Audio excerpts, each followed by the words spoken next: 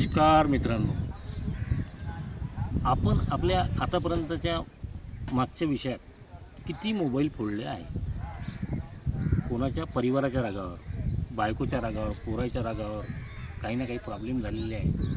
तर आपण मोबाईल किती फोडले. प्रत्येक माणसानं 10 मोबाईल तर फोडलेच असं गॅरंटीने सांगतो. कारण बेवड्याची खासियत आहे, तो राग फक्त मोबाईलवरच काढते. कारण बायकोवर काढू शकत नाही. बायकोवर जर राग काढला तो मोबाईलवर काढू शकत नाही. बायकोवर किती राग काढलेला आहे, बायकोला किती मारलेला आहे, परिवारात आईवडिलांसोबत आपण कसं बोललेलं आहोत, का बोललेलो आहोत, किती घाणेरड्या शब्दात बोललेलो आहोत, याच्यावर थोडासा विचार करा. कितीतरी आपले ॲक्सिडेंट झालेले आहे आणि त्या ॲक्सिडेंटमध्ये आपले कितीतरी पैसे गेलेले आहे, व्यसनात तर पैसे चाललेले आहे. याच्यावर विचारपूर्वक जर तुम्ही विचार कराल तर आपण किती मायनस आहोत. आणि जे काही तुम्ही करता, लाखो रुपये कमवत असाल, कोणी 10,000 कमवत असेल, कोणी 20,000 कमवत असेल, कोणी 50,000 रुपये कमवत असेल, ह्या पैसा कमवण्याला काहीही अर्थ नाही. कारण तुमची त्याच्यात वाहवा होत नाही आहे. त्याच्यात तुमचं कोणीच नाव घेत नाही आहे, तुम्हाला कोणीच चांगलं म्हणत नाही आहे. फक्त त्या पैशाचा दुरुपयोग होऊन राहिलेला आहे.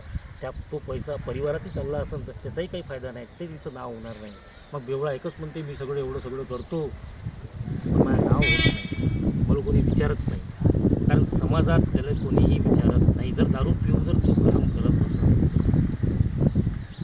मी एकच सांगतो, सगळ्यात पहिले जमत असेल तर या विषयाच्या दूर राहा. आणि दूर राहून जर समजा काही करत असेल तर पहा, तुमच्या वागण्यात चालण्यात खूप फरक पडणार आहे. आणि तुमच्यासोबत जे लोक जुळलेले आहे ते सुद्धा तुमच्यासोबत कशा प्रकारचे वागते याचा रिझल्ट तुम्हाला जरूर एक दिवस.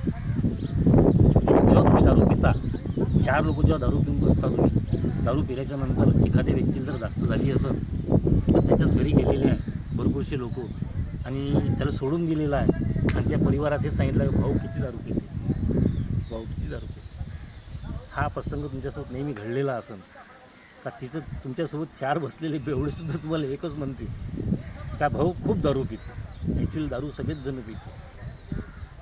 म्हणून म्हणतो, व्हिडिओ शेअर करा, लाईक करा, सबस्क्राईब करा. अशा भरपूरशा गोष्टी आहे जे मी तुम्हाला सांगू शकतो. शेअर करा, कमेंट्स करा. कमेंट्स याच्यासाठी करा किंवा प्रश्नोत्तर यासाठी करा का हा व्हिडिओ चांगल्या प्रकारे मी बनवू शकलो पाहिजे, हे मी नेहमी सांगत असतो.